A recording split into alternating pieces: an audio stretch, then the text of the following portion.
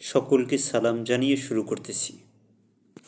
আলোচ্য বিষয় পবিত্র আল কোরআনের সূরা বাকারার একটি আয়াত নিয়ে।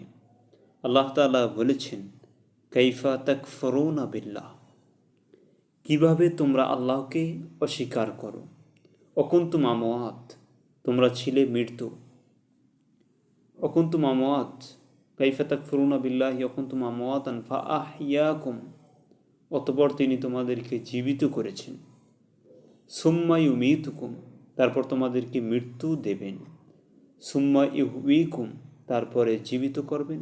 সুম্মা ইলাইহি তুরজাউন, সকলকে আল্লাহর কাছেই ফিরে যেতে হবে। তার মানে হলো, আল্লাহকে অস্বীকার করার কোনো সুযোগ নেই।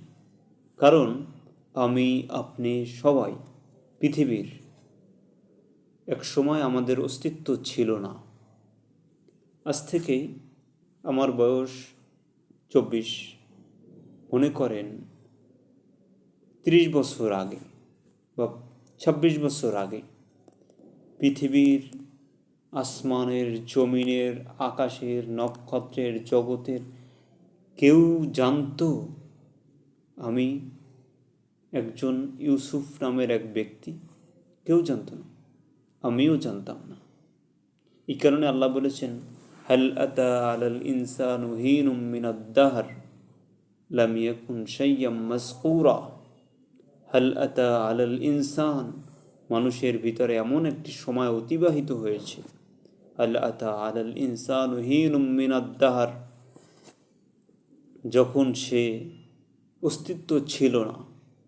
হিনুম মিনাদ দাহরি লাম ইয়াজকুর শাইয়্যাম মাযকুরা, সে উল্লেখযোগ্য কিছুই ছিল না।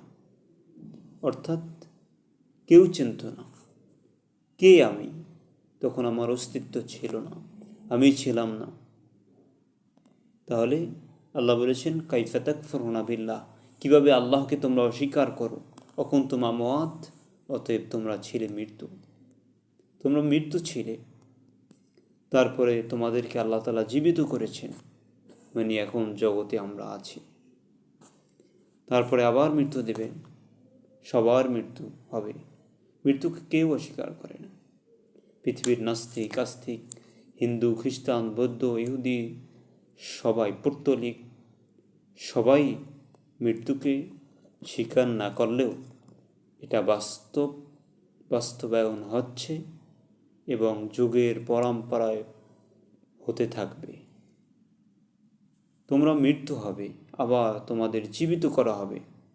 কিয়ামতের দিন আল্লাহ তাআলা আবার জীবিত করবেন, আল্লাহর কাছেই ফিরে যেতে হবে। অতএব কুফরি করার কোনো সুযোগ নেই, কুফরি করার কোনো সুযোগ নেই, আল্লাহকে অস্বীকার করার কোনো সুযোগ নেই। তাহলে আমরা আল্লাহকে দৃঢ়ভাবে বিশ্বাস করি, আমানতু বিল্লাহ, আল্লাহর প্রতি ঈমান আনি, আল্লাহর প্রতি ঈমান আনি, বিশ্বাস রাখি। আল্লাহ তাআলা আমাদেরকে সঠিক বোঝ দান করুন।